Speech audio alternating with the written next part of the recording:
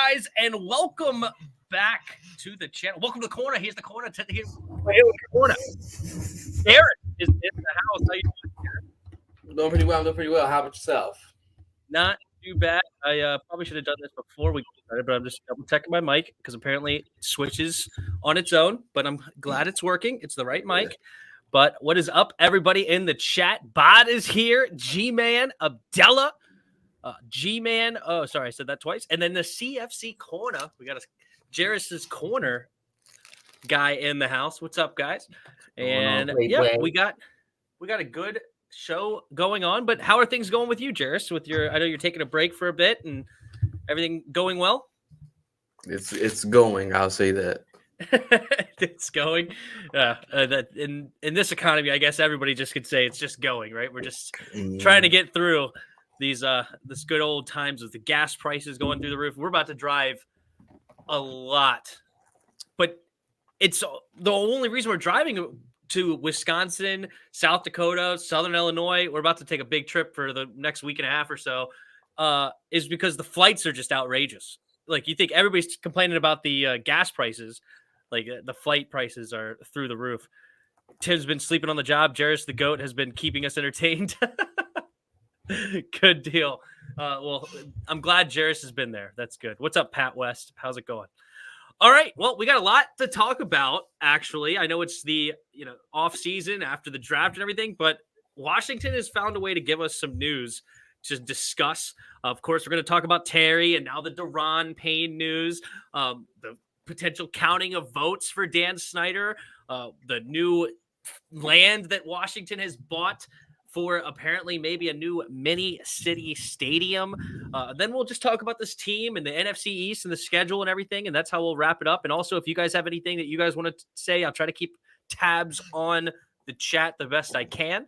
But yeah, we'll go that. But first, I just wanted to touch on, there was the Dwayne Haskins update to the news. And I don't want to bash him by any means, but I do want to kind of, take this as a chance to definitely have a learning experience here potentially, because I was also his age once of 20. I'm 29 now, but when I was 20, I also had my DUI. So I have definitely driven under the influence. And I just want to tell people, I guess, it's not worth driving drunk, okay, or high or anything.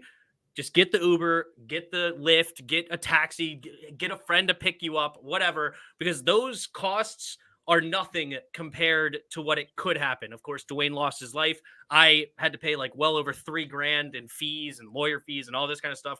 Plus, I had to drive back to Southern Illinois where I got Northern Illinois rather, where I got my DUI over the summer to go to court. I had to go to court several times. I had to go to classes, this, that, whatever. It's not worth it. But did you have anything to say on the update? I know you made a good video of Dwayne Haskins and his life and everything. So do you have anything to touch on there? One of the things when I looked in the Discord, I didn't say anything about it, but just don't do it at all. That's just me. Don't drink, don't smoke at all. Yeah. It's not good for you either way. Yeah, I'll leave it there. Yeah, I feel you. I definitely don't drink nearly as often as I did in college and things like that. So it's, I guess with age, sometimes you get a little wisdom and it's not as fun, not as necessary. So yeah, I do agree. Avoiding it is definitely better, but it is what it is. But if you do it responsibly. All right. Enough of that. Rest in peace, Dwayne. Let's hop into some Commander stuff here. All right, here we go. Terry not coming to OTAs, and apparently his side and the team are, quote, far apart in these contract disputes. Are you nervous as this is not going to get done? I mean, I never cared if it got done or not. I mean, I bring it up because I'm not like everybody else is to where everybody's so relaxed or they're like, oh, it's going to get done. You shouldn't be that relaxed. Yeah. Because if this carries over to week one, Terry's not playing. Oh, then what? So, like I say, I'm a 40% that it's not going to get done. Oh, okay. I'm a 60% that it is going to get done, but I'm not one of these people who think, oh, it's going to get done. It's going to get done. No, it's not that simple. It's not. And nobody should believe that it's just going to get done. You should have So you're not bullish. concerns. You're not bullish on it getting done at all. It's almost a coin flip in your mind whether it gets done, with a slight lean to yes, it gets done. Yeah, because you almost have to pay him, because you wouldn't have traded for Carson Wentz if he wasn't here. Yeah. You would have drafted a quarterback, so you almost have to pay him because he's the whole reason for you going to get the dude. So that's why I'm saying 60-40. Right. Yeah, I'm totally. I am one of the more quote unquote relaxed ones. I'm kind of in the I'll see it when I believe it if it doesn't happen. Right. I'm like 90% sure this is going to get done eventually, because you made him one of your faces of the franchise through this whole rebrand. You had Chase, you had Jonathan Allen, and you had Terry. Not necessarily in that order. I'm just listing the three of. He's a part of the ones that you clearly wanted him long-term. You didn't put Brandon Sheriff in there before he left, or you didn't put Montez Sweat. You didn't put Daron Payne. You didn't put, list X player next to him. You put Terry in this conversation. So I think we want him, but it is interesting to me to see we are quote unquote far apart on the contracts now. Do you think that we actually came in with a serious low ball, or do you think Terry's side is asking for just way too much here? Like, where do you think the gap is? I think they're trying to lowball him. Yeah. I said that. I think that they put forth an offer, or they scared one or the other to put forth a real offer, because this could turn into an A.J. Brown situation. A.J. Brown left Titans because they disrespected him with an offer. They said $16 million a year. That's disrespectful as crap. That is unbelievable. 16 a year? Now, I know for a fact they didn't do that to Terry, because Terry would have said, okay, you can just leave and just get me out of here. Yeah. But I think if they're far apart, they must be the only way they can be far apart is if you say 19, 20 a year. Yeah. You're far apart from there. You think they offered him less than Christian Kirk? Why else? I mean, if it's 23, it's far apart, 23 a year isn't far apart. That's okay. So now you're thinking Terry's asking for too much. If we offer 23 and we're still far apart, that's an interesting question. So where is the line to we're making a reasonable offer and Terry is out of left field, or we're just lowballing and Terry's the one that's more reasonable? Terry want 25 and a half. Okay. Where are we? Yeah. That's the problem. Where are we? If it's far apart, so Terry should get 25 and a half because he's better than AJ. Okay. He should get that. So what are we? What is our offer? Yeah. So we know where Terry is. Well, we pretty much know exactly what Terry is. We don't know where we are. So you think Terry is okay with just a slight slight overpay, or even the same, like over AJ Brown, not an overpay, but like just over AJ Brown. You think that's where he is? Either at what AJ Brown got, or very, very slightly over that. But he's not going to take any less. Yeah. But if it's far apart in Terry's mind, I'm about $3-4 million a year better than AJ. Yeah. They're probably like $3-4 million below. Yeah, I was thinking we may have offered 21. That's where I feel like our offer is 21 a year, which to me is way too like you know me. I'm somebody that doesn't like to overpay. I'm not somebody that wants to throw a bunch of money at players. I'm very conservative with where I spend. But even to me, I would be like, what are you guys doing offering only 21 a year to Terry McLaurin when AJ got 25? Adams got what, 27, 28 million a year, 28 million a year. And then Tyreek, I know, got technically like 30 million a year, but it's really more like 23 and a half. I think that if we came in with an offer about 24.5 million, just under AJ Brown, I think that would be a respectful offer. And Terry may still decline. I'm not saying that Terry would definitely accept that, but that's at least a offer where we would be in the ballpark. Even 23 million, like you were saying, I think is probably a little bit too low. If you say it, but exactly. If it's far apart, that means there's a gap. Like 23 to 25 isn't a gap. Yeah. So it's just probably in that 20, 19, 21 range. That's a gap. Yeah, that's bad. And Terry's not going to move off his stance. They can try to wait. He shouldn't. And Why should he? He's a back-to-back 1,000-yard receiver with who at quarterbacks? And I heard like they're willing to franchise him. He's not going to play this year. So you franchise tagging him does nothing. Right. Like, he doesn't have to sign that tag. People forget it. He can say, I'm not signing the tag. Now what? Yeah. Trade me. Yeah. So, and then if you, let's say you tag him. Now you definitely want to pay him 30. Literally a year. Yeah. Oh, tagging, it just gets worse. If you're just, I think my dad was even like insinuating, because neither him or me had the numbers on it, but I would imagine players that get tagged, the likelihood of them staying long-term is extremely low. Extremely low. So it's either going to be the contract's outrageous or he's gone out the door, which is very sad. They're going to have to do something, because if you're far apart and it's almost June. Yeah. Put it this way. If we get to July, middle of July, ain't nothing, and another report come out says it's far apart, I'm going to say he's just not going to play the year. Because it's not going to be one of those Brandon Sheriff things where you say, hey, we'll get a deal done during the season. Because if that point, let's say Terry does play, okay, if Terry's balling out, my price is going to go up even more now. Mm-hmm. So I don't no longer want 25. I'm balling out. Give me 28. Yeah. So just give him his money, like 25 and a half, and call it. Why are you so reluctant to give this man 25 and a half? You're not going anywhere without him. So you might as well. And Wentz is not going to be, I love Wentz. Okay. I'm rooting for him, but he ain't going to be good without Terry. Okay. He doesn't have a number one receiver. Now, team's going to lock up Jahan Dotson. He's not ready for no number one corner. Neither Curtis Samuel isn't either. Right. So just get a man his money. Like, and then this Daron situation may make the Terry situation look even worse. Yeah, let's get into that. So apparently, according to reports, Daron Payne walks off the field on day one of OTAs, apparently due to contract disputes. He refused to participate in team drills.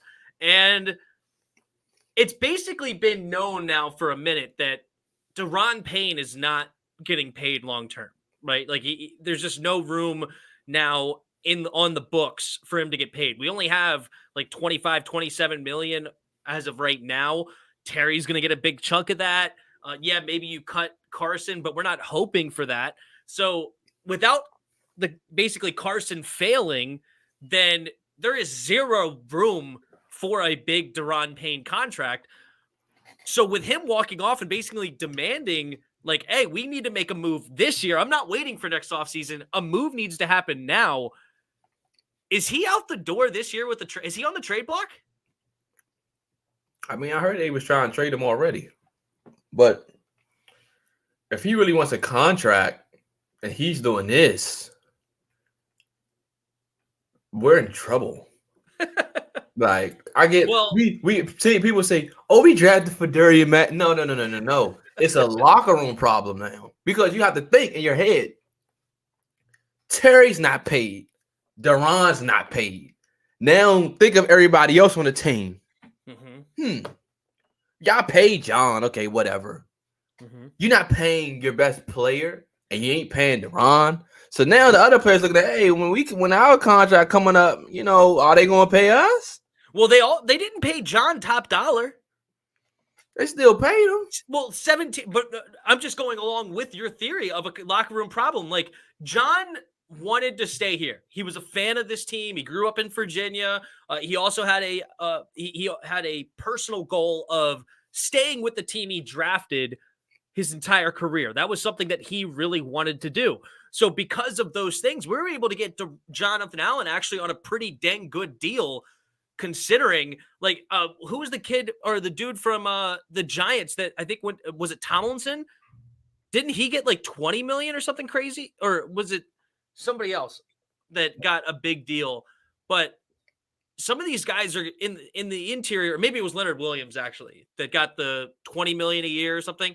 But all things considered, we did not like pay all that much. Okay, that's fine. But we didn't pay all that much for Jonathan Allen. So to Chris's point here, yeah, there might be something in the locker room now of, hey, and also, what if Daron has heard that Terry McLaurin is getting underpaid or under offered, I should say, right? Like the offer was this huge low ball.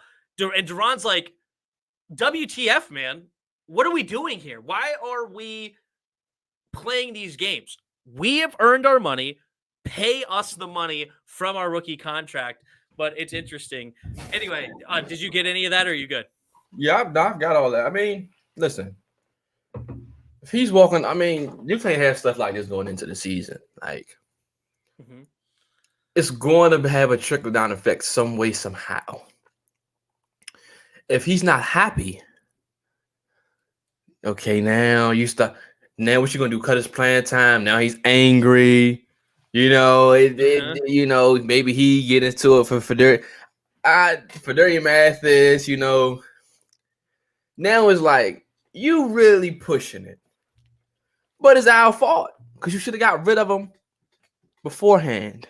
Yeah, but now you got a problem. Now you got to deal with it. Yeah, it was him and Terry might be in the package. Oh, gosh, please don't do that. You know, I don't hate them for not trading Daron, right? Because you do expect these players to play out the contract that they are on currently, right? And I'm sure there wasn't any serious offers for Daron. I know some people wanted a third, some people wanted as high as a second.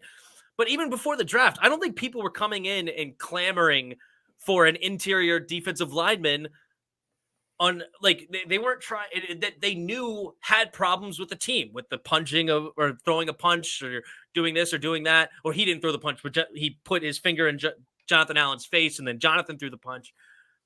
They knew that there was disputes there. They knew also that we didn't want to sign him long-term. So people weren't coming in for a serious offer. And I think the team viewed it as, you know what, we'll have him for one more year. They clearly decided to draft his successor a year early with Federian Mathis. And now this is a huge curveball to them. And I don't know how much I could blame them for not seeing it because most people play the final year of their contract out and then they move on next year. But you saying it right on the wall with Daron. You already drafted his replacement. So they seen it coming. Yeah. So, but if he walked off, he walked off. I don't got no money. And I'm actually on Daron's side. I don't got no money. If I come out here and play, I get hurt. Then I could be a journeyman. Playing on 1-year deals, $3 million. Not really financially stable. Now, why come to OTAs anyway? As far as the team, you think he did it to make it? Did he make a statement? Is this all to make us like he had this all planned out? I'm going to go to OTAs and I'm going to. That would be because now you're playing with your own money. Now, if you're doing that, because what does that tell another team? Your problem. Yeah. So I thought that's the statement, but you should just stay home. Why even come though? You could have just stayed home. Do you think something set him off then? Like, because the other option would be that he was on the field and somebody said something that set him off. That's what I thought. I thought for whatever. I'm like, he went there. Okay, did his agent call him why he was there and said, you know, X, Y, and Z, and then so that's weird because what are you out there anyway in the midst of a contract? I don't want to do these drills, but I'll do these ones. So I guess what you're trying to say is, okay, I'm here, you know, I'm doing everything that you will want a player to do, be there, even when I'm not paid yet, be there. But I just won't participate in X, Y, and Z drills. And it said he's walked off. So he had to been mad about something. Right. He had to be mad about something. I don't know what was probably showing him up. I don't know if that was the case. I don't know. It's interesting. It's definitely interesting. I don't know what to think totally out of this deal. But if he's going to be like this, if he's going to decide not to play, he's not getting a contract. Like, he's not, that is not in the cards for him to get a contract. Like, the other option is that he is, sorry, I lost my train of thought, but the other option is he's on the trade block. Like, he's gone, because those are the two options. So I guess he has decided he wants out, which is super sad, because I feel like we but having him as a plus right now for this team, and a team that's trying to win now. We'll talk more about the roster and everything later, but I don't know. Do you have any last things to say on this before we move on to the next thing, but on Payne? Y'all better give him the money, or he gonna bring the pain. And I've said that multiple times on my stream. Like, I keep saying he's a nice guy, but he also is a man. He has a family. People keep saying Terry's such a nice guy. Okay, keep playing. Yeah, I mean, there's a market for Terry, a big market, huge market. And if you don't pay him a reasonable contract this year, and he hits the free market next year, you're looking at a $28 to $30 million receiver. Like, you have to pay him about $25 million this year to get a deal, honestly. And I said, I think they screwed him over last year. I think they purposely did not target him because of the trajectory that he was on to start the season. He was on pace for 1,500 yards, if you remember, and 10 plus touchdowns, and they stopped targeting him. So in their mind, to me, I truly believe that they sabotaged him. Say, hey, if he gets this, he's really gonna be looking at that 28 range because of the trajectory. His trajectory is still crazy, but I think they sabotaged Terry. I really do. That's a conspiracy theory I do not buy into. I just don't think they had a quarterback with the arm to do what they wanted to do with Terry. And it's unfortunate for Terry, but I think that Taylor Heineke missed a ton of stuff. I mean, me and you saw him consistently open, Terry McLaurin, that is. And I don't blame the coaches when the coaches are scheming you open and the quarterback is not finding him. But I know that that's something that you're buying into, which I'm not going to argue too much about it. It's fine. I'm looking up the cap space numbers real quick. NFL 2023. Big Money Sonny. One of Louis T's subscribers. Yeah, I know him. This part of the season sucks. Everyone talked up in OTAs like they're all world, when in reality they are trash. Yeah, I'm definitely not getting into the who was it? Kelvin Harmon's looking great in OTA. I'm buying it. Not that I don't think that he could be a decent receiver in this league. I mean, he's got great hands, 6'3". I had a bold prediction. I say Cam Sims gets cut, Kelvin Harmon makes the roster. I think there might be room for both. We'll talk about that when we get to the roster. But there's two other things I want to get to before we get into this roster, okay?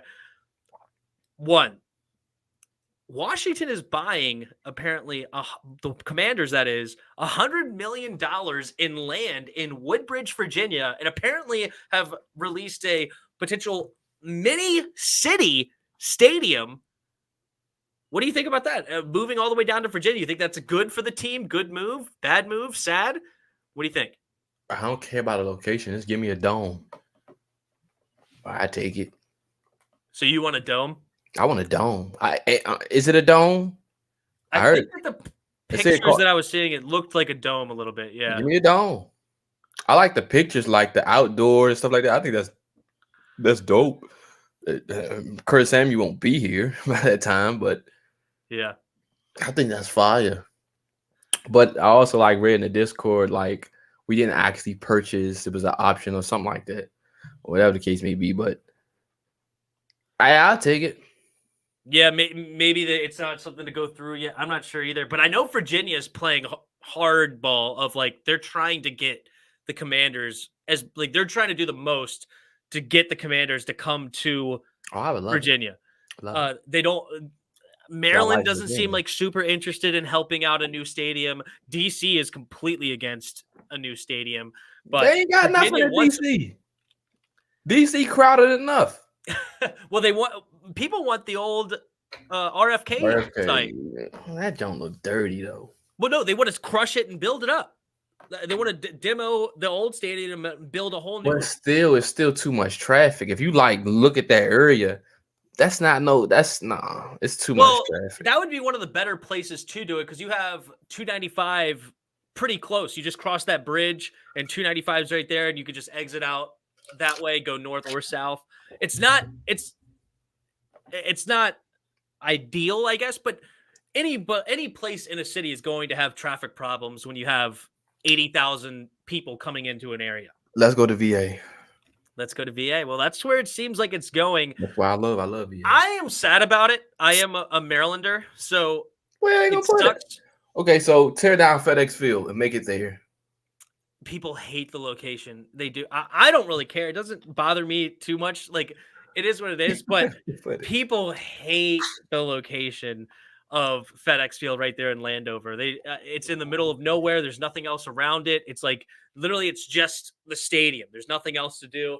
And they want to be around a city, around places to be, shops and stores and restaurants and things, which I understand. But unfortunately, Dan Snyder just didn't build it up that way because he totally could have. There's plenty of land in that area to, instead of all the parking, it just obviously you need a lot of parking, but there's ways to maybe build parking garages instead of just having flat places and then have some of the area of zone them out for restaurants and shops and things like that, bars, whatever. Like you could totally make something of it. You just got to plan it out and actually do it. That's what I think that could be awesome. If you actually built like literally 7-level huge parking garages and basically make a lot of that parking into there. I think that the spot that they're in would be totally work because, and I also feel like moving the team to Virginia gives Maryland to Baltimore. Right? Like most Marylanders now, especially in like my area of PG County, but also in like Annapolis and everybody, a lot of them are already Ravens fans because they've been doing better than us the last 2 decades. But you're now just handing over Maryland to Baltimore. Because if they're that far, of course the diehards are going to stay. But now the next generation is going to be, hey, my home team is Baltimore. My home team's not down in Woodbridge, Virginia. I live an hour and a half, 2 hours from there. In Southern Maryland or whatever, you know? So I think you're basically giving up on Maryland as a fan base. Maryland's very small. It's not big. Yeah, Virginia is definitely bigger. But you already have them. They are already a part of it. But then there's that argument of maybe that'll get more people in the stands because Virginia is more Skins fans because they don't have another team. That DC's their closest team. So I don't know. I'd take VA. Just put a parking structure in the stadium so you park under your section of seats and watch through your car. Have a stadium of a drive-in movie theater like. That's funny. Because they were going to build a baseball village in VA till DC woke up. Maybe, I don't know. Payne has regressed every year. Basically true. DMV, what's up, man? Prayers out to Texas. Now we need action. Yes, I did hear about the Texas briefly of shooting, I believe, of 15 elementary school students. I don't know all the details by any means, but definitely very sad. And hopefully, you know, there's, as he said, prayers for him. There's really not much else to say. It's very, very sad. And hopefully the families heal as quickly as possible. But yeah, losing a young child like that, that's just horrific. Honk when we score. Yeah, honk when we score if you have the drive-in joint. That's funny. Virginia has more loyalists that will spend money. Yeah, that is the other angle that I was starting to say is building it down there, maybe you'll fill seats more if you're in Virginia rather than being in Maryland. You would go? I'll go. Give me a nice dome. Give me some food, kick back my seat. No, Yeah. Well, Dan Snyder, apparently there was a report that the owners were counting votes to potentially kick Dan Snyder out. But then Goodell, when he was asked, Roger Goodell, the commissioner of the NFL, says he is not aware of any such vote potentially taking place. Do you think these counting vote rumors were true? Or do you think Roger Goodell is covering for them, saying, hey, nothing's set in stone. I'm not saying anything. That's on them. We'll cross that bridge when we get there. Do you think they're Roger's covering, or do you think the rumors were BS? We heard rumors like this throughout all this year, some last year, kind of like what Rio said. Mm-hmm. Reports can come out all they want. If he's not out, he's not out. Like, you can try to say, oh, it's a counting vote. Okay, like that comes out and then something else comes out that's not true. Like, so it's just speculation, really. Yeah. So at the end of the day, if something else comes out about that, and guess what? Something else will come back. Okay, that's not that. It's not what y'all think it is. So it's nothing, really. It's a whole lot of nothing. It's not like attendance could get any lower by losing to Virginia. Yeah, we had the worst attendance by percentage last year, and it wasn't even close. The Lions were getting a higher percentage filling in their stadium than we were. It's pathetic. Did the fans get anything that the water got spilled on? I don't know. That's a good question. I would hope they got something, but they probably just got $20 in concession stands or something. I'm gonna say I'm suing. I'm suing. I'm gonna say, Dan, I need $3 million right now. Oh, okay. Dan knows. Maybe we could sue him for the team. Have the fan base own the team, just like the Green Bay Packers. If anybody deserves to be the owner of Washington, it's me. Oh, okay. Fair enough. Well, maybe one day. Me too. That'd be good. I thought about being like, I think it was Kylie Jenner that started a GoFundMe to be the youngest billionaire in the world and got people actually donating her money so she can become the youngest billionaire ever. Like, could you imagine being so silly? But I wanted to start a GoFundMe.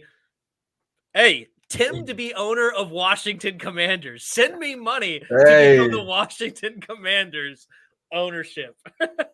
People might actually do it just to get Dan out, though. Well, I bet I'd get money, but I don't know if I'd get enough to actually buy the team. I would need like $6 billion. Well, I don't know how many people it is in the world, but everybody donate $1. Actually, yeah, if I got $1 from every single person in the world, I would have about $7.5 billion. Everybody just send Tim $1 to become the new owner. I would hire Jeris as my GM. I would hire Lou as my coach, Rio as my spokesperson. Yeah. Oh, man, that would be hilarious. That would be good. Oh, Cooley as your advisor for player personnel. Yeah, he's great. Yeah, I would do great as owner. That would be awesome. And I would build a stadium in my backyard. No, just kidding. All right. Enough about the nonsense off the field. Lastly, I guess for the Dan thing is, I'm just like Rio Robinson's title suggested. I'll believe when I see it. Like, I just don't know what to think. I think that there's plenty of evidence to get him out. Like, I think that he should be gone. I don't think he should be an owner of the NFL team for several reasons, but will it happen? I have no idea. Sometimes the world's not just, and I hope so. I can only hope. Question for the panel. Big Money Sonny says, who do you think will surprise everyone on the team? Well, I was just about to get into this team roster and everything, so why not start with that? Who do you think will surprise everyone on this team? You go first. That's unfair. I was hoping you would. No, okay, I'll go first. Who would I think will surprise everybody on this team? I'm gonna go with. I want to go with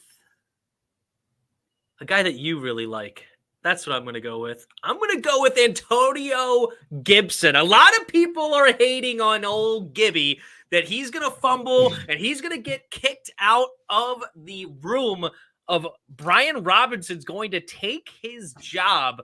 I think Gibby is going to have step up, and I'm going to go with him, and he's going to be a surprise of he actually takes the reins, doesn't have a fumbling problem, and has a big year for Washington. And I think that will surprise actually a lot of people, because I think a lot of people believe that Brian Robinson will take his job. That's where I'm going. What do you got? I'm going to say Benjamin St. Oh, that's a good one. That's like a good one. He's Richard Sherman 2.0. We've seen flashes last year, although he the concussions, made his season short. He comes in this year, he's going to dominate. Not to mention, the schedule helps give him that little boost to say, hey, put his name in the hat to be like, I'm that dude. Take him a second-year leap. So I'm going to say Benjamin St. Coat. I like that. That's exactly what I would do. That's exactly what I would do. The GOAT Ritter. I'm trading for him immediately. Y'all know exactly what I'm going to do. I'm trading for him immediately. I'm calling Atlanta like as soon as they say, give me Britta. Hey, Kyle. Yeah. Hey, hook a brother up. What you want? Need it first? You can have it. Need two first? You can have it. Don't care. You ain't getting none of my other players. I love that. That is hilarious. You can have Wentz too. Troy Hopkins will surprise everyone by keeping his job. That's hilarious. Yeah, I'm liking Turner as well. Trash talking beast. Bod says Turner will surprise. I'm assuming he's talking about Trey Turner, but you know who I think we could surprise? Scott Turner. Scott Turner with a legitimate quarterback with a legitimate arm. He hasn't had stability at that position for a long time. You could say it was stable last year with Heineke playing majority of the year, but still, that wasn't a top-notch quarterback. He's got weapons. They added another receiver in Jahan. Of course, Terry's still here. Curtis Samuel comes back healthy. Logan Thomas coming back healthy. They added Cole Turner potentially as a red zone threat. Gibby and now Brian Robinson. They still have a good offensive line. A guy that could surprise a lot of people is Scott Turner. And Scott Turner could maybe get a lot of potential. So this was definitely one that popped into my head of Cole Turner, the tight end, is another guy that could surprise. There's a lot of Turners on this team. I mean, I didn't say him because he's not going to surprise me. He's going to do what I said he's going to do. I would be one of those that would be surprised. I am not a Cole Turner guy. So we'll see. Money Man Turner. That's why I call him. Scott could very well. Hey, Peter agrees with me for once. That's good. Maybe that's not good. Maybe that's a bad thing. I don't know. We need to get that checked, Peter. I was talking about Scott, better QB, better. Oh, okay. Bod was talking about Scott Turner's. There you go. So I was on the same page as him. So there you go. All right. Great questions to start this off. But I wanted to ask this question. How bullish are you on this team this year? I know you've made some videos, but give me to it straight. How bullish are you of this team this season? And should Washington fans be excited this season? This should be the one season that you should be excited because we have a legit chance to go to the Super Bowl. That's how I feel. Mm-hmm. That's how I feel. I really believe. And that's why I say, even if we start off 0-6, I'm still going to scream Super Bowl. That's where I am this year. My mindset is I don't care what struggles we had this year. Now, I'm going to carve them to pieces at the end of the season if it's trash. But during the season, I'm going to be one of the most positive people throughout the entire season because I just don't believe that we can fail at all. I think we have everything we need to make a strong push for a Super Bowl. Now, whether we win it, I don't care. I don't even care if we win it. Just get there. Uh-huh. Okay? Even if we got there and we lost by 60, I don't care. We got there. Uh-huh. The only team that stands in our way to me is the freaking Rams. Everybody else I'm not afraid of. We played everybody else last year. We should have beat all of them with what we had and Heineke. Yeah. So I'm for sure, and then combined with the fact that it's so many people and players, so many players on this team who are playing for something. Like their jobs on the line, new contracts, auditioning for other teams. I think of, Gibby, you see his facial expressions and kind of interviews with fans. He understands fans going. I think everybody coming in with a chip on their shoulder, or they have something that they have to play for. And I think combined with all those things, I think everyone get the most out of everyone. And if we can get the most out of everyone, I don't see nobody stopping us outside of the Rams. That's how I feel. Yeah, it's interesting. I would definitely say the Rams are the best team. I think the Bucs are definitely still a dangerous team. I know we beat them last year, but they still have Tom Brady. They still have some talent down there. And you could argue maybe the Cardinals are a really good football team this year. I don't know. It's an interesting. Of course, the Packers still have Aaron Rodgers. I don't know. It's the Saints are a dark horse. The NFC is definitely the more wide open conference. So that's why not us? Yeah, why not us at this point?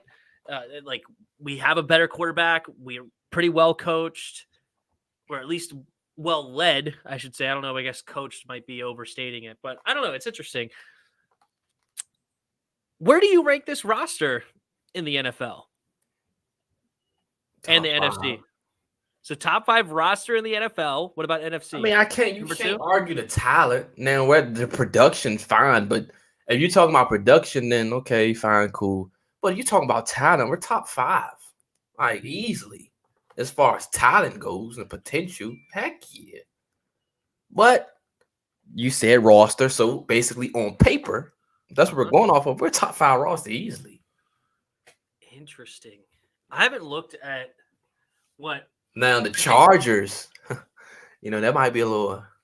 We might even have better talent than the Chargers, but the Chargers are ridiculous though. Well, Chargers are ridiculous. Yeah. Now with PC Jackson and they're Bro, I know they're up there. I'm curious. NFL power rankings. Where do they have us ranked right now? I know we took a big jump after the draft. I think they bumped us up to like 13 or something like that. Let's see what NFL.com has us ranked. We fell again for some reason. Okay, we're way down. Oh my gosh. We're ranked 26th. The Commanders dropped down in the first round and still landed an impact receiver. Wow. I feel like at one point we were ranked way higher than that. That's the only reason why I hate that. What's that? I know, but it's because of Wentz. That's why. People don't believe in him, but I do. So screw them. The move gives Carson Wentz a much better chance of finding success at his newest home, though it's fair to wonder if the supposedly sensitive quarterback has any concerns about the arrival of Sam Howell. Wow. Could you imagine? I mean, being scared of a 5th-round quarterback. I mean, you say he should be, though. People keep saying he's not a 5th-round quarterback. He's just not. Peter wants you to elaborate. How are we a top 5 team? You said roster. Our top 5 roster. Look at the talent. So if we look at the Rams, the Bills, do you agree both of those 2 teams are better? As far as talent? Yeah. I'll take our talent over what they got. Over the Rams and Bills? Yeah. I mean, they have better quarter. No, well, I think Wentz is actually better than Stafford, but they got Josh Allen. So, I mean, if you want to say that tips them, fine. But if you go position by position, we beat them. Well, then again, you know what? I think Buffalo has a better shot than the Rams do. Now, the Rams got us at line. Okay, let's do it then. Screw it. You asked it. Okay, let's go to the Rams. Let's go to the Rams. Okay. So this is for the top spot in the NFC. Okay. So for the Rams, safety position. We have a better safety than them. Cam is better than everything they have. Okay. Corners, they got Jalen Ramsey. But I would take our corners as a group rather than their corners. But they have Jalen Ramsey, so I'll tip it to them. So, okay, that's one. We got safety. They got corner. They got linebackers. They just got Bobby Wagner. They got Aaron D-line wise. I'll take my group as a collective over what they got, even though they got Aaron Donald. I'll take our group as a collective. So we have a better D-line, overall D-line than them.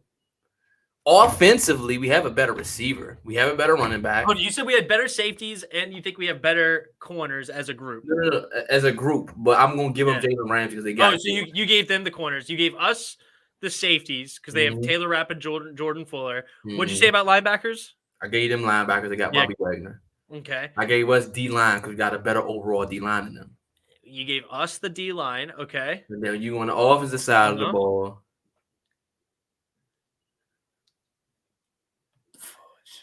Matt Stafford versus Carson Wentz. I like Wentz over Stafford, personally. I think he's better than Stafford.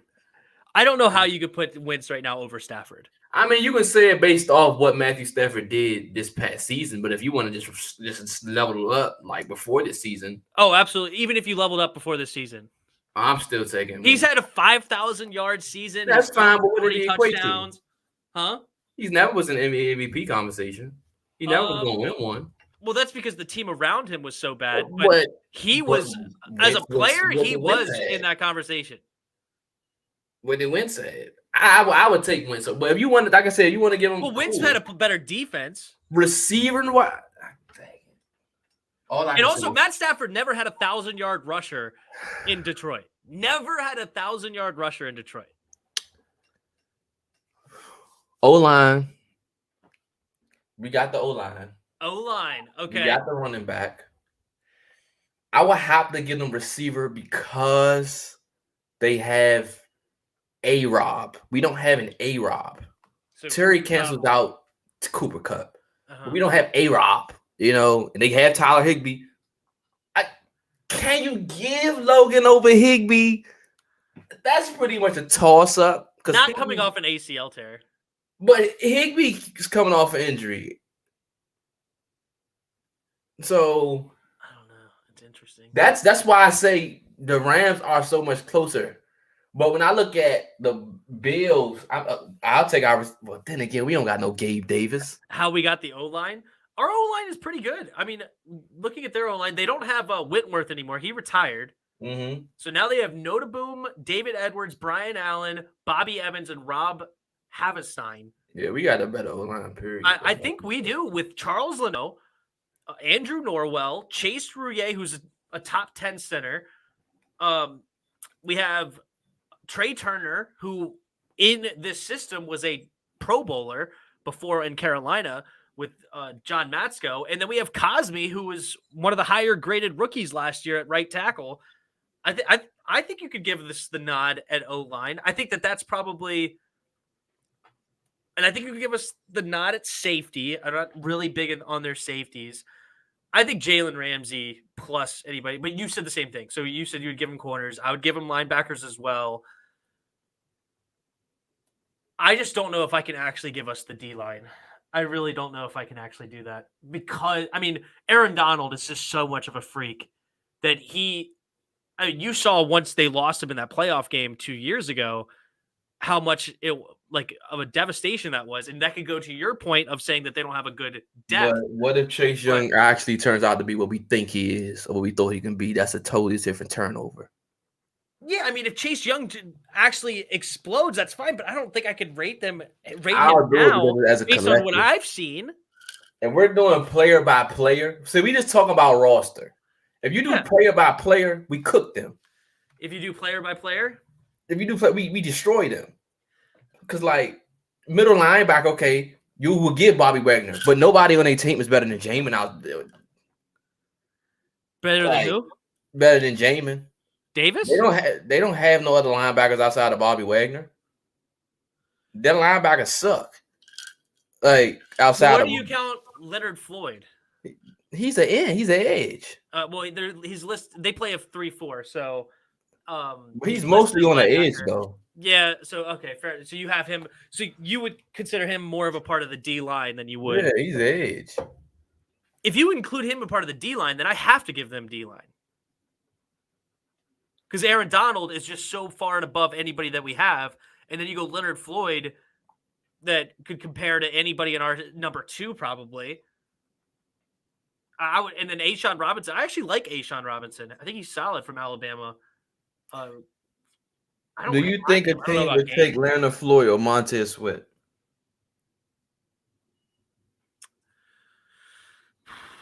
Montez Sweat is good. Because you got to think, if you're looking at it on paper, teams. But Montez Sweat is probably on paper our best. So he probably gets canceled out by because right now, who would you take, Leonard Floyd or Chase Young, with what you've seen?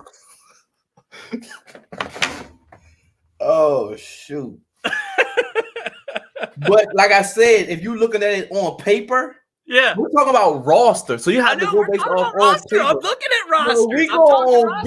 If you look on paper and just you cancel out every, you look on paper. Chase Young, Ted Sweat, John, and you look at it on paper, it looks differently than where you're looking from the production. Hey, I didn't know this was a comedy show with bought tickets. Right, you gotta look at it. You gotta look at it that way. But we have our team. We have the higher ceiling. On paper, Young is trash. This is bad. So I like our team. I do like our team, and I think we have a lot to be. It's evenly matched to me. I think we have a lot to be optimistic about. But do we have a roster that could end up being a top 5 roster? I can agree with you there, because I think we do have players with that kind of upside. Like Jamin as a more outside role of just using his pure athleticism where he doesn't have to think all the time could be a phenomenal linebacker potentially. Or Chase Young still has super upside. Montez Sweat has super upside with tremendous speed around the edge. Jonathan Allen and Daron Payne have great opportunities to be a tremendous duo inside. Cam Curl, like you mentioned, if Benjamin St. Juste comes on and Will Jack becomes more of a man-to-man corner, like that could be huge. Kendall Fuller becomes maybe more in the slot. Who knows? I don't know. Or we'll see how they use him. But he could get interceptions. Me and you aren't really high on Bobby McCain, but Bobby McCain, if he's used in the right way, could be okay. Yeah. So there is a lot, and then Cole Holcomb, I didn't even mention him in the middle. So there's a lot to like about our defense. Offensively, there's a ton to like. I could go through the same thing, but I'm not going to. But there's a ton to like offensively. And if Carson Wentz could become that 2017 version, we have a chance to be huge. I can't put us right now in the top 5. I'm doing it today. I believe. Because I know you want to believe, but I'm also going to be. I want to. I do. Realism. That's what realism is. I'm going to the bank with that. All right. Who in the NFC, and I know you're saying the only team that scares you is the Rams, but who in the NFC East is the team that gives you the most worry right now on paper?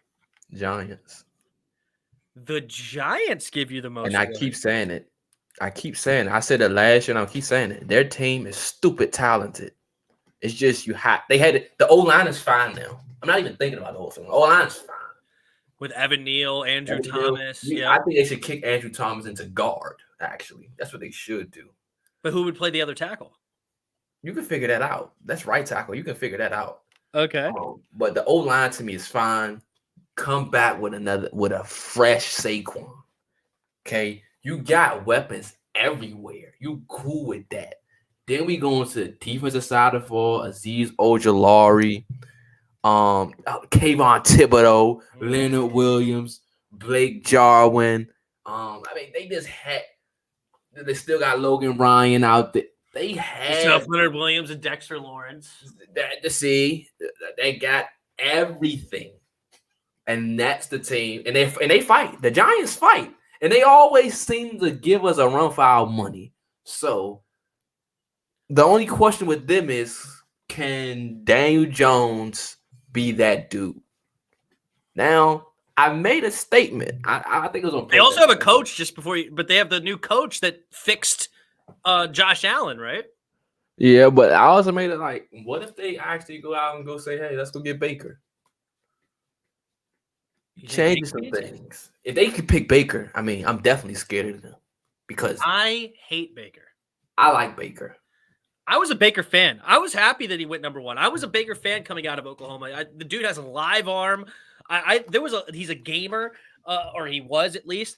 But after what he did last year, I hate Baker Mayfield. He had a stacked team over there in Cleveland, and What if the whole way he went 2-2. He was hurt. 3-3.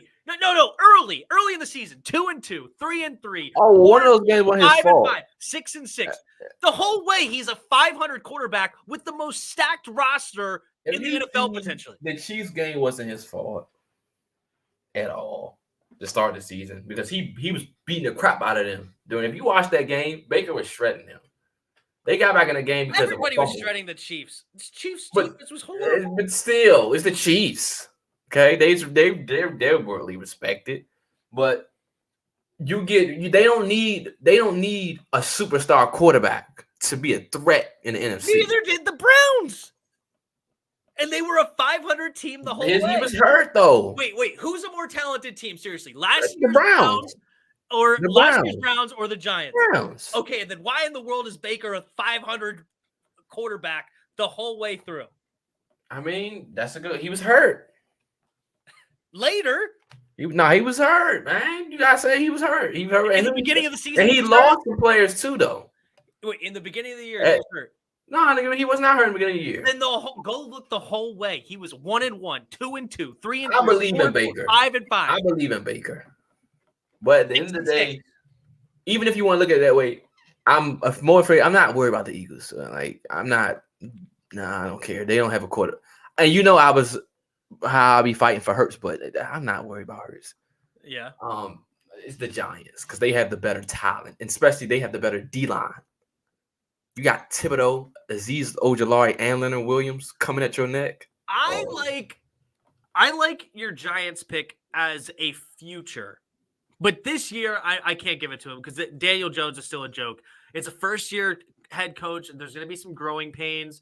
There's going to be some guys learning a new system. There's going to be some growing pains here. Evan Neal is still just a rookie. I like Neal, but he's only going to be a rookie this year. I can't give it to the Giants. He going to only be a rookie? We see what Sam Cosby did only as a rookie and what he was on pace for. So don't give me, he was only a rookie. He's going to come in. He's going to smash players. All right. I'm not saying he can't. That's what Evan Neal's. I'm just saying that. I want to say if you give me or who scares me the most in the next 5 years, I can agree. I can agree it's the Giants. But this season, I can't give it to the Giants. And I've gone back and forth in my head. Do I give it to the Cowboys or do I give it to the Eagles, right? Because the Cowboys still have Dak Prescott, which is a solid quarterback. Not a great quarterback, but solid. They still have talent over there. They have lost some pieces, but they still have some talent. But I think I'm going to settle in on the Eagles. Yeah, I'll take that. And I think I'm going to settle as the Eagles are the number one team to worry about this year. I know because they don't have I know they don't have a great quarterback, but he is a good leader. He's a good person in a locker room who can lead a team around. They clearly made a lot of adjustments late in the season to make the run to get into the playoffs, which I did say at 3-6 that I said the Eagles were the team to watch out for to make the playoffs. You can go back and look at skins in the game, but I think it's because of their coach.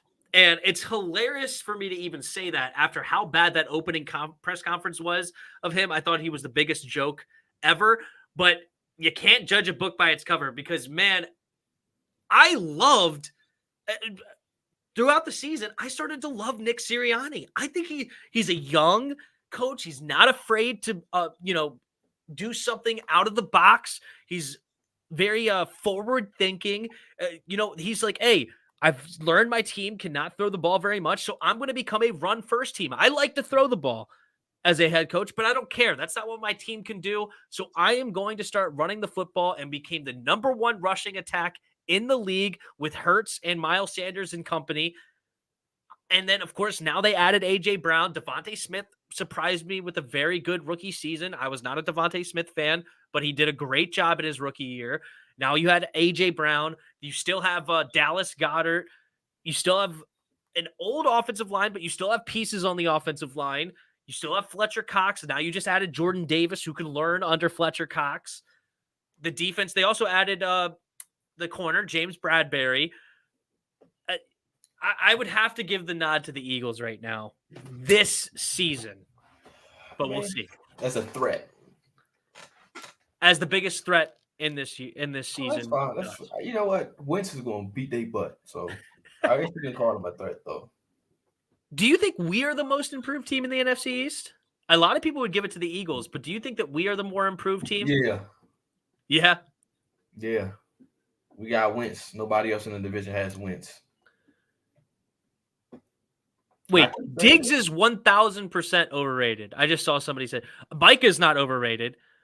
CD is not overrated. Oh, let me give you a stat. I don't think I told you this. Diggs is 1,000% overrated. I don't think I told you this. I heard a stat. What's that? Out of 150 receptions. Guess who's in the top 3 in drops? CD Lamb? 1. The top 3, Deontay Johnson? No. In the division. In the division. Okay. No. This is actually out of the entire NFL, but I'm saying in the division. You name one guy. And so, what? There's 3 in the top 10 from our division. Is that what you're saying? Okay. Well, then let's go in the top 3. Wait, the top 3 are all in our division? No, what I'm saying is, it's 2 receivers in this division that's in the top 3 out of 150 so 2 in the top 3. So CeeDee Lamb was 1, and then let's go with Kadarius Toney. Oh, is it AJ Brown? Okay. Then is it Devontae Smith? Michael Gallup. Oh, Michael Gallup. So they have 2 receivers in the top 10 in the draft. In the top 3. Top 3. I'm not afraid of them. Out of 150 receptions, you're in the top 3 in drops. You have 2 players that's like that. Yeah. Where does Dallas scare me? Where does Dallas scare me? I think that Diggs. Hold on. I gotta. Diggs is not the one that scares me, but I just gotta. Diggs is 1,000% overrated. Just because he had 12 interceptions or whatever it is, does not mean he's a good corner. He was getting burnt toast last year. Look at the other stats of how many big receptions he was giving up. Cam Sims mossed him for a touchdown. Cam Sims mossed him for a touchdown. Okay, this guy is not shut down whatsoever. He is 1,000% overrated. But Micah is a dog. Micah is a defensive playmaker, difference changer. He's the kind of guy that it almost doesn't matter who your 10 other guys are. He is that much of a freak. You still have Lawrence, who didn't have a great year last year with injury, but he could still come back and play well. Who was the other guy? I can't think of it. But anyway, there was somebody in the secondary I thought that I liked, but not Diggs. But screw Diggs. Diggs sucks. They don't got nobody in the secondary. Then I would have to look it up. I forget. But anyway. Horrible. Dallas is still a team, and they're also extremely well coached on defense. Everybody forgets about Dan Quinn. Dan Quinn will get the most out of his players for sure. I'm rating Diggs right where he is, a middle-of-the-pack corner that can change the game. No, most people have him listed as top 5 corners in the league because of all the interceptions, or top 10 corners. Nobody has, or not a lot of people, or I guess I don't know. I'm not going to continue on that statement, but a lot of people overrate him because I don't think he's a very good corner at all. He just has great hands. Anyway, Tim and Jeris, who's going to be the surprise team in the 2022? You know what I'm going to say. Not us. You got to say somebody else. I mean, that's not a surprise to me. I'm going with the A. Them boys up in the A. The Falcons? Because you think Desmond Ridder's going to start? I know he's going to start, but I think he's going to go stupid out there. Even without Ridley? They went and got Brian Edwards. They have Drake London. They have Kyle Pitts. They got Cordell Patterson. They re-signed Mike Davis. Their offense is fine. Mike Davis is pretty trash, though. He's a backup. Yeah, he's pretty trash. I wouldn't put him as a plus. The rest, solid. I think, is fine. He's solid. Nah, Mike Davis is pretty garbage. Mike Davis is solid. How can we address linebacker? That's my biggest problem with this year. That's an interesting question. How do you address the linebacker spot? But anyway, who's my surprise team? My surprise team this year is the Jacksonville Jaguars. I think that's my surprise team. They have a lot of talent down there. They have Doug Peterson now as their new head coach, a Super Bowl winning head coach. Trevor Lawrence coming into his second year. They got Cam Robinson at left tackle. They got Travis Etienne back. Christian Kirk's contract was stupid. That was insane, but it is what it is. They have a lot of talent down there. They drafted 2 linebackers that I wanted in this draft, in Devin Lloyd and Chad Muma. They had a pretty darn good draft. They have Walker from Georgia, which I don't think was the right pick. I think they probably should have gone Hutchinson, but it is what it is. I still think he's a talented player. So my surprise team this year, because they also are in a very weak division with the Colts now with a new quarterback and don't exactly know who they are. Tennessee is a up and down team. Houston sucks. Jacksonville Jaguars is my surprise team of the 2022 season. I'm going to talk about the A. The A. Devin Lloyd, that's right. All right, so there was another thing that I was going to say, but now I'm losing track. So much going on. But, all right. How did you like the schedule? The schedule came out a week and a half ago. Love it. What do you think about this schedule as I pull it up? Love it. Starting off 6-0. Have us starting off 6-0? Yep. 6-0, huh? We winning the first full. I gotta look up our bars. Well, say it again. Say your bars. So we winning the first full for sure. Oh, bars. All right. I love the first 2 games for sure. There's a lot to like about the schedule. I was talking to, I think it actually was my dad as well, but I think I also talked to Pedro and Juan about this. The first 10 weeks of the season, you have a home game away, home away, home away, home away, which I think is awesome. Like there's not like a crazy road schedule and this, that, or whatever. And there's not a whole lot, especially in the beginning of, you pretty much have 7 days of rest each game, except for when you play a Thursday night game on October 13th, where you just had to play October 9th. But after that, you get 10 days of rest before you have to play a team like Green Bay. The first couple of games are quote unquote easy, which is nice. Even though Jacksonville is my sleeper team, but I'm so glad we have them early before they start to really figure it out. But then you have Detroit after that.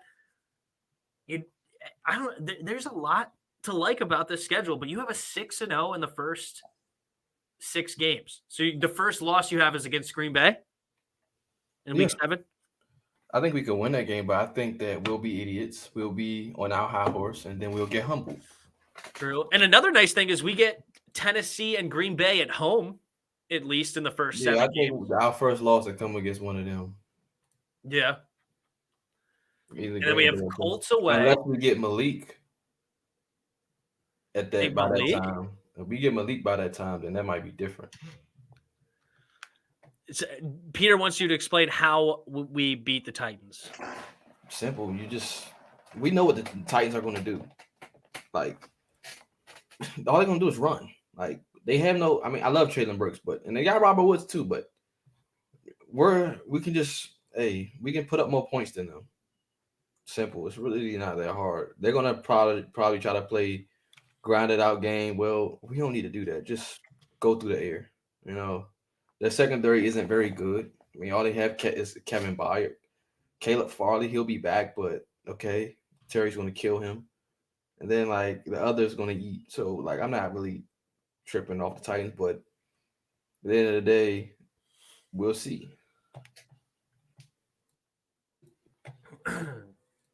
So, Abdullah wants to know, how do we fix the linebacker spot here in Washington? I'm going to say this. I don't think that they're going to do anything. Me neither. I think that they like what they have, as crazy as they sound. But Martin Mayhew said it way early in the offseason that they like Cole Holcomb as a middle linebacker. They like him there. Then you have Jamin Davis, who's a very athletic guy on the outside. And there's a guy that you liked coming out of the draft last year, Milo Eifler.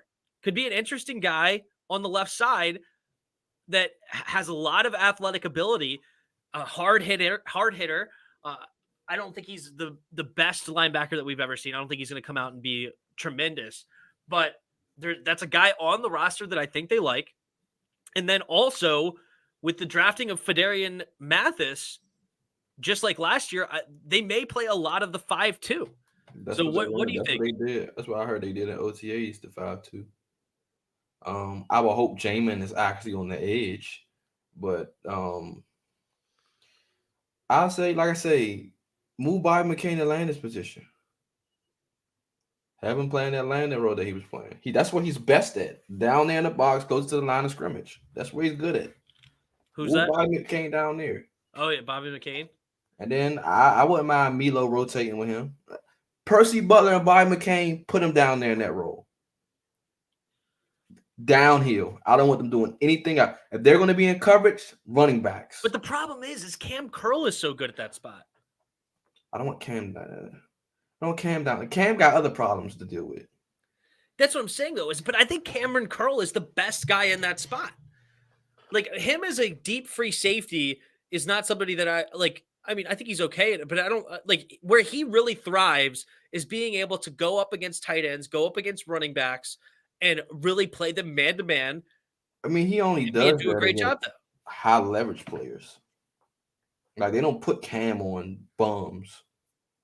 Yeah. Like, they stick Cam on dudes. Okay, you one-on-one with Christian McCaffrey for the game. You got to go make the play. Okay, you call Cam. You got Travis Kelce. Okay, call Cam. You got Dallas Goedert. Okay, you call Cam. You call Cam for, okay, Devontae Adams in the slot. You got to go get him. You call Cam. So that's what Cam's going to be. I don't want Cam in that position because then who's back there? I hear you, and I understand your point is saying who is back there if Cam's not back there. And I get that, but that's a part of my problem is that me and you both wanted a true free safety because in my mind, Cam is more of a strong safety.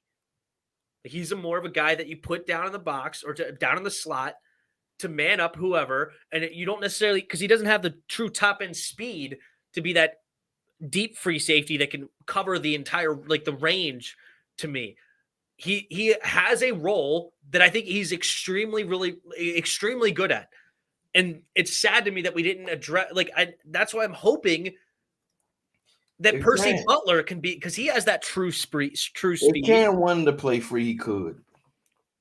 He plays it during the season anyway. Even a strong safety, they switch. Like you can't just play one guy. I guess can't is not the right word, but you gotta do multiple things to disguise coverage. Because if you only play him in one way, then you know that who the deep safety is every time. And if you try to fake cover two, you just don't have him from nobody else. Yeah, but so every safety has to be able to play both at some level, but primarily they play in one position. This is my point. This is what I'm saying. Cam is elite wherever you put him. Okay? Wherever you put him, he's elite. The problem is, I don't want him in the box. Can he play middle linebacker? If he wanted to, he probably could. He might have to put on some pounds, but he probably could. Because I see Cam taking on linemen anyway and moving them sometimes.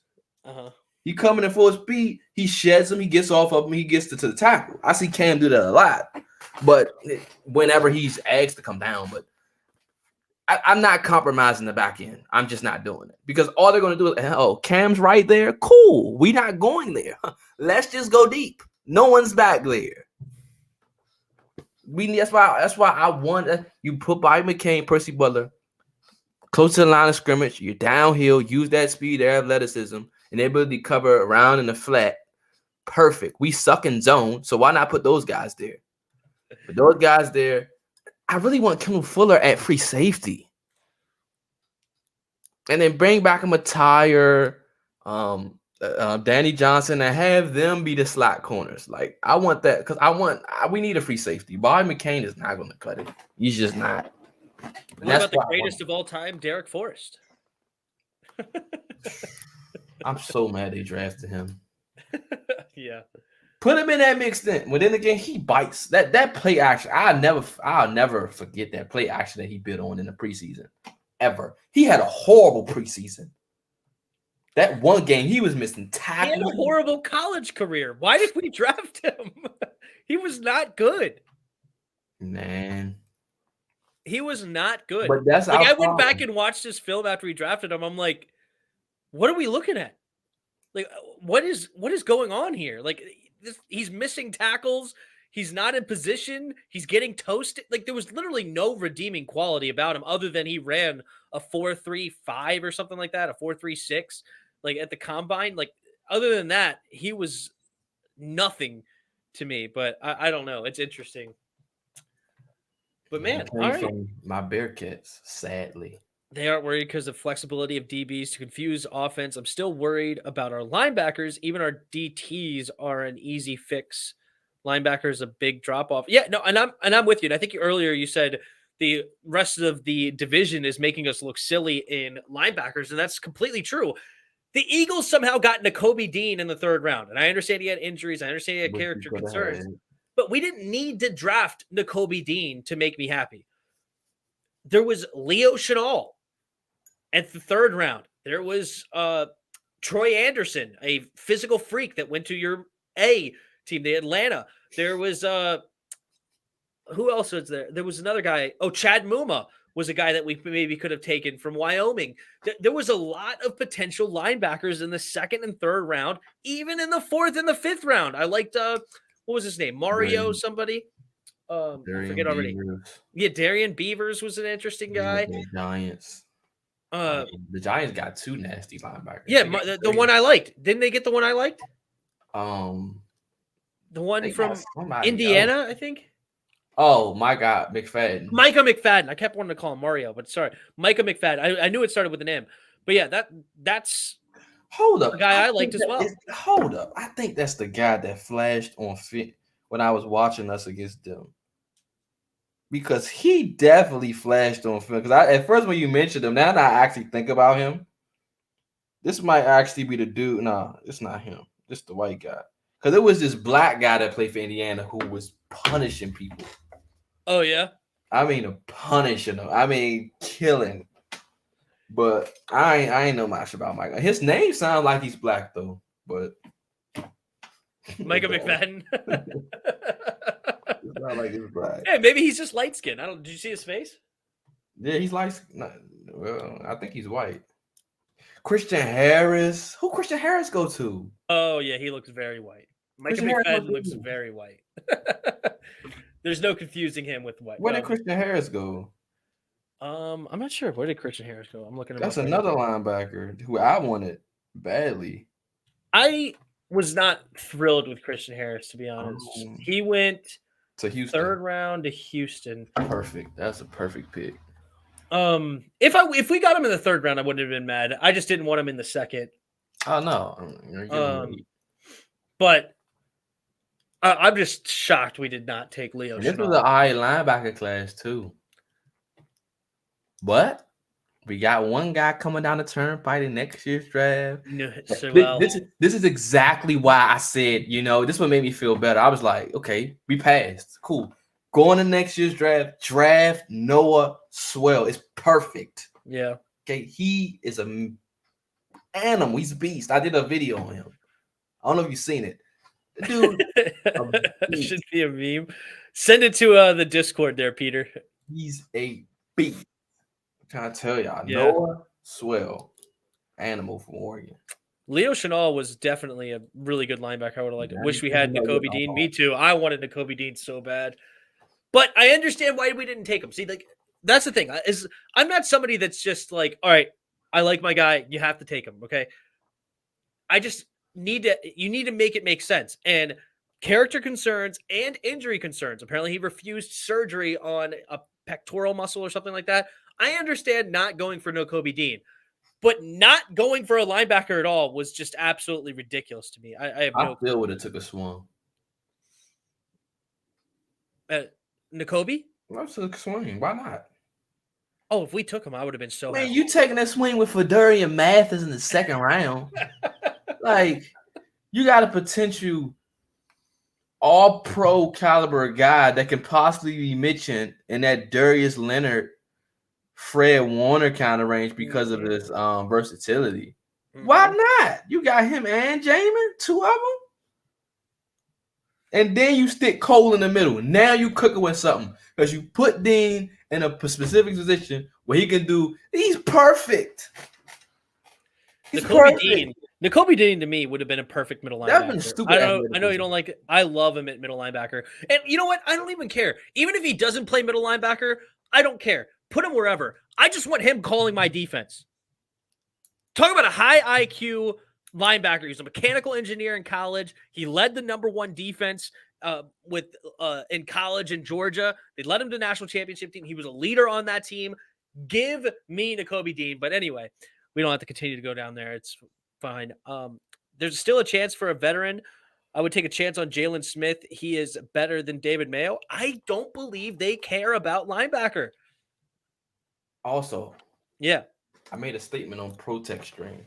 I believe that by the trade deadline, some team is calling for Sam Howell.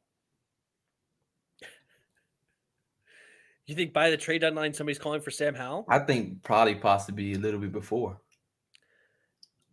I don't think so. So if Tua's messing up, they're not going to call? I don't think so. Why not draft him in the 4th then? Disagree. I think teams did not like Sam Howell. He's going to get showcased in preseason. Dude, teams did not like Sam Howell. They didn't like him. I disagree. How do you disagree? Disagree. The Patriots, I think, took Bailey Zapp over him. I mean, he's a fit for what they do. I do love Bailey Zapp.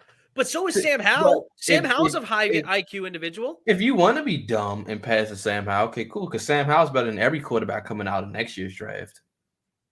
Outside of Will Levis. But he's better than every quarterback coming out next year's draft. Like, this whole notion that Sam Howell isn't good because he didn't have weapons, whatever the case may be, that's dumb. When clearly, if he would have came out the year before with Justin Fields in him, he would have been a top 5 pick. You know who I want next year? I want that Josh Downs. I think Josh Downs is actually a pretty good receiver. I like him too. But later, like 4th round or 3rd or 4th round or something. He might be a little higher. They got him projected at like the 2nd or like late 1st. Yeah, I don't care where he's projected. I wouldn't do that because he's small.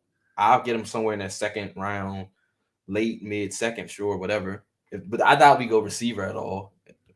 No, I wouldn't take him that early.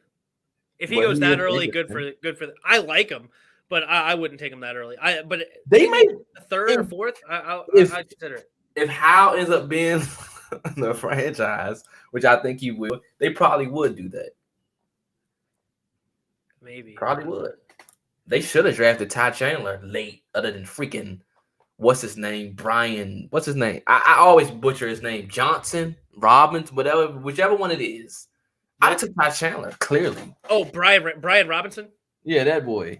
Like, I took Ty Chandler over him easily. Terrible. Where did Ty Chandler go? Terrible pick. Let me see what Ty Chandler went. Such a bad pick. And I was surprised that Cleveland. Knew where Ty Chandler went. Why am I drawing a blank? Seattle. Was it Seattle? No, he was to the Vikings. That's who it was. Okay, I knew he was behind another running back, and Jerome Ford went to the Browns. I don't know why they drafted him, as if they needed another running back. Well, isn't he more of a 3rd down guy? No, he's an every down back. No, he can be an every down back at the next level, but he's versatile as well. So you could potentially use that. Probably could be their J.D. McKissick. Yeah, possibly. I think they're going to use him as more of a 3rd down if they even use him this year. Even though Kareem Hunt's a tremendous 3rd down back.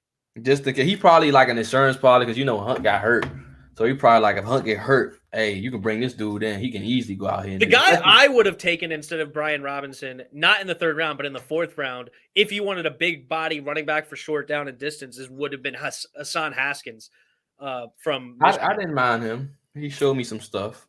Yeah, I mean, he had better stats than Brian Robinson did last year, and I think he has a little bit more top-end speed. He is coming off an ankle injury, but I would have taken him because Brian Robinson had 3 fumbles in his college career. If you heard that Brian Robinson never fumbled in his college career, you were lied to. Go look at the game logs. He fumbled 3 times and lost them all in his college career. Hassan Haskins literally fumbled 0 times in his college career. I would have taken him. And that game against Ohio State, he impressed me. That's on the big stage.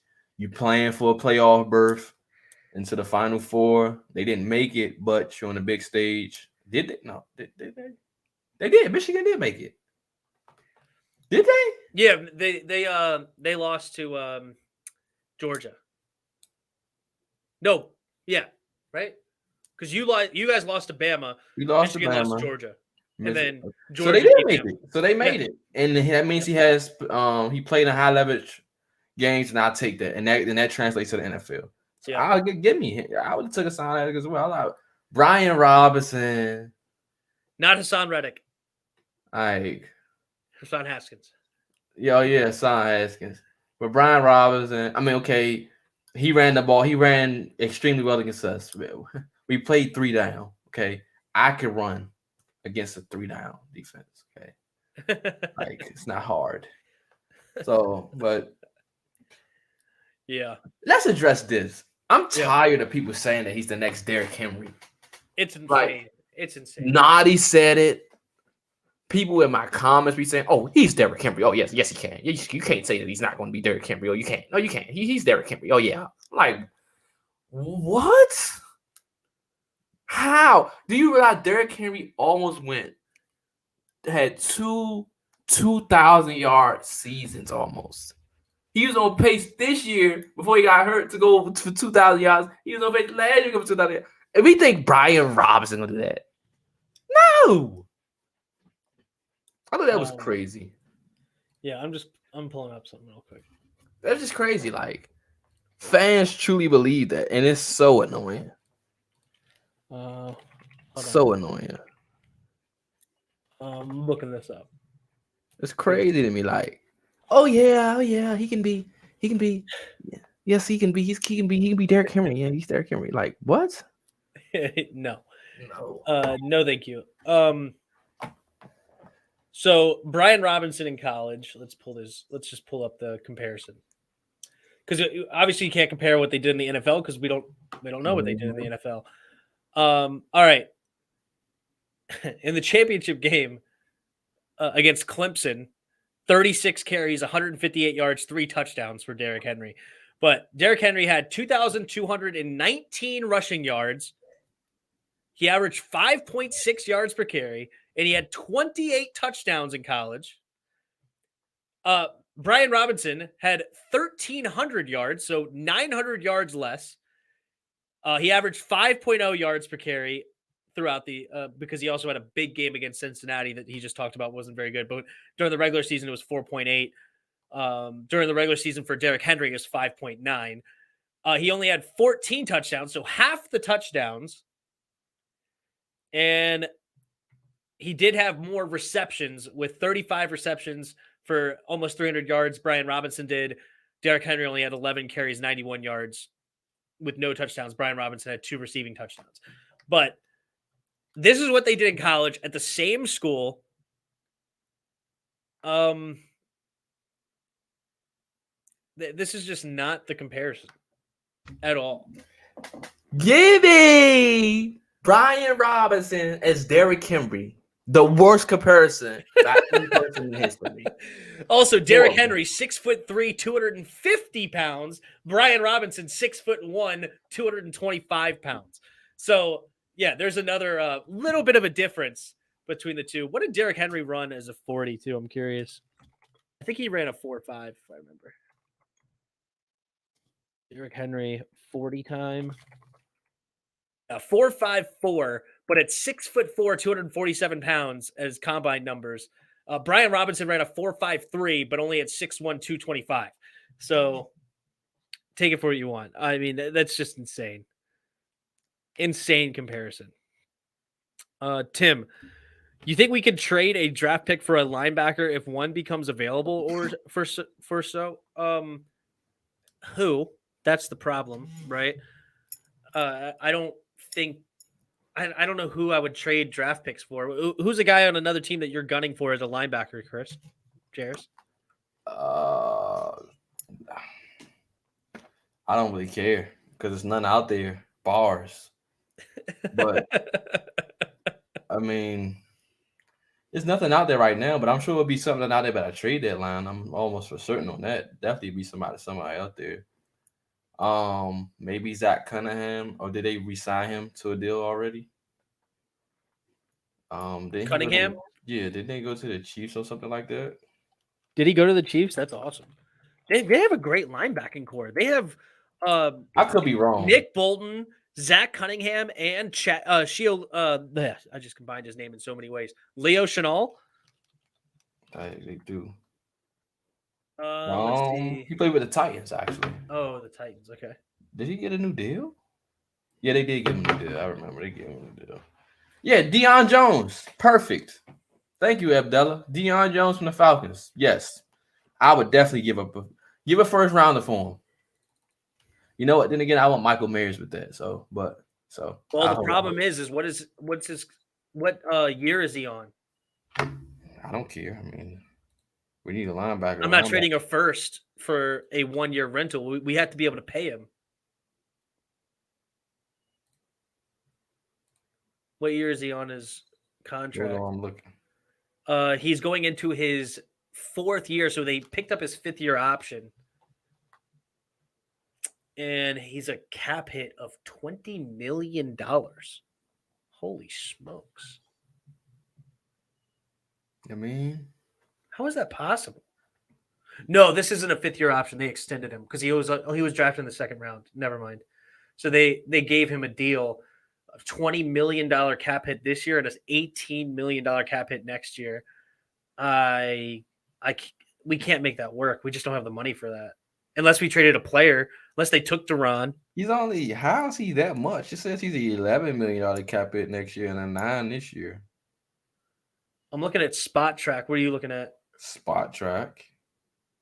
No. You're looking at the base salary, 9.5 and 12, or like 11.9. That's the base salary. You got to look at the cap hit a little bit to the right. Over. I mean, he's worth that money. I'm not saying he's not worth the money. My point is, just like, how do you make that money work? Yeah, how do you make that money work? We can get it for like 15. Unless you trade Daron in that deal. And then you can get $8.5 million off the books this year. And then you have to make the money work. Make the money dance next year. I'd do it. But we ain't got the money. We ain't got the money. How old is he? 27. 27. So I give him a 4-year. Play him all the way out. So he's about 31, 32. This season, like middle of the season. I don't know, man. How do you feel about Dante Hightower? Isn't he old? He's old. He's a middle linebacker, primary. Like, he has no versatility. Well, I would take a middle linebacker at this point. That's what Cole is. Tim, if we did that, we would then need to find 2 D tackles. No, I mean, we still have 2 D tackles and 2 starters with Fedarian Mathis and Jonathan Allen. I think Fedarian Mathis can be an okay starter in the league. I don't think he's going to be great, but I think he can be okay. He'd be fine. They should have just paid Settle. That's what they should have did. Right. What Settle get?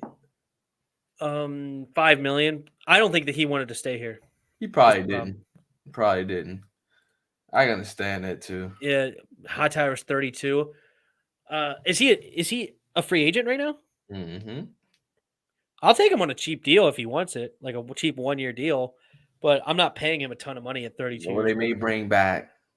Stop it! Don't even mention it. Stop. I think they're gonna do it though. Don't do it. I think they're gonna do it. Rant video pending if that happens. They're gonna bring back your favorite linebacker. 1-year deal, fine with me. Yeah. And hey, our best signing this year probably was Trey Turner. Oh God, what a cheap deal that was, right? $3 million for a 5-time Pro Bowler. Reconnect him with the great coach that he liked. Yeah, that was a great deal. Yeah, I was actually okay with us not spending a lot because I think we're going to get our third back that we're losing for Carson Wentz because of Brandon Sheriff. I don't care about those draft picks. I know you. I know, but Unless I they're still going like to move them to go. What we should do is move them and go for the gusto. Do what the Rams are doing. Okay, trade that crap away. Yeah, put players in. Let's get this show on the road. well, it's a strategy. I mean, Clearly got him a Super Bowl. The thing about it is, at the end of the day, this is how we all gotta look at it. These players' contracts are coming, and they're coming fast. You're supposed to win with these dudes on those contracts. The rookie contracts, yep. So you have to start moving. And I think this draft, they said, okay, we need somebody to come in to go now, not potential or whatever the case may be. If that's the case, that tells me, and that tells everyone, we're going to go for a Super Bowl this year. They're going for a Super Bowl this year. Ron views Wentz as a Matthew Stafford type of deal, which I don't blame him for. We're going for the gusto this year. Why not us? Why not us? Well, you know what? That's a good place to end on. We've been on here for over an hour and a half. Thank you for coming on short notice there, Jeris. I was supposed to have Rio, but Rio had some personal stuff come up, and we may have him on the channel on Thursday. So we may bring on Rio Robinson from Rambling with Rio. Rambling with Rio. Yep. So that'll be good. And we may have him on Thursday. I will be gone all next week, going on vacation. So you will not see me next week. But then we do have skins in the game tomorrow. But of course, we will not have skins in the game next week because of me going out of town. And then I'm trying to line up some other people for June. Maybe Ed Oliver, maybe the DMV Sports Zone peeps. We'll see. But trying to line those up, and then maybe some other people. Who knows? We'll see. But awesome. Thanks. And any last words there? Tell them where to find them. Tell them where the corner is. Yeah. Go subscribe to my channel, Jeris' Corner. You see my name, add a apostrophe up top, add an S, and then space corner. Go subscribe to my channel. Jeris' Corner. Go subscribe for sure. And also, you have some other channels. You have the Christian Chris. Yeah, I got a Christian Chris channel, and that's it. Well, the college football one, right? Yeah, but that one is for. I've told you I'm gonna switch that. Okay, good. Something that we can't tell them. Okay, I forget. But I think I do remember now. I got you. Okay, fair enough. But yes, go subscribe to all his channels for sure. And maybe me, Tim, Bloodshot Sports. Maybe hit me up in the Discord. Maybe that could be fun. Bloodshot Sports is interesting. I think I heard that name before. I've definitely seen him in the chat before. Is he a content creator? I guess so. Let me see. Is he? I think so. He's got over 1,000 subs. He is? Yeah. Let me see, because you're probably lying. I'm not. I don't believe. Oh, here you go. Yeah, hit me up on Discord. Join the Discord in the description below. Well, if you haven't already. You got a sub from me, Bloodshot. So hey, yeah. I'm already subscribed. I was already subscribed. I'm cool like that. You cool like that? I'm cool like that. I mean, I ain't know this dude. Not even closer. Actual talent. Wentz is better than Stafford. I don't know if I can agree with that, dude. People are sleeping on how talented Matt Stafford. He was the number 1 overall pick for a reason. Like, this guy has a cannon for an arm. He's a very smart quarterback. Like, I love Matt Stafford. This is the last thing before I get out of here, because I already said we're going to get out of here, but you got me going on something else. I remember a particular game, and if you go look at the stat sheet, Matt Stafford had a terrible game. It was against the Giants. I want to say it was like 2013, 2014. It was against the Giants. And the stat sheet would have told you that Matt Stafford played like absolute dog crap. But if you actually watch that game, the Lions won. It was one of the smartest performances of a QB I'd ever seen. Like, it was awesome. I just want to go back and watch that game again just to see what happened is. But it's to remember all the details. But I just remember watching that game of like, that is brilliant. And I had Matt Stafford on my fantasy team and I wanted him to do more. But I'm just like, I respect everything he was doing. He was so smart, so talented, great arm strength, great accuracy, the whole nine. He's thrown 5,000 yards for a reason. Matt Stafford is the real deal. And I like Carson Wentz, but people sleep on how actually talented Matthew Stafford is at the quarterback spot. But that's all I got. Thank you for coming on, Jeris, again for short notice. And subscribe, hit the like button, share the video, all that good stuff. Also, you can become a member. If you hit the join button, you can become a member of the channel if you'd like to support the channel that way. Thank you guys for watching. And also, donate. On the bottom of Tim's screen, this video is going to say thanks. You can donate there as well. There's a donation symbol that says thanks. So y'all can donate there as well. Thank you, Jeris. That's true. I almost forgot to mention that. So appreciate it. Or I did forget to mention it, but you helped me out. That's for sure. Tim, are you going to do college this year? I actually may throw in some college play-by-plays. That might be fun. That could be fun. But all right, guys. Until next time. See you!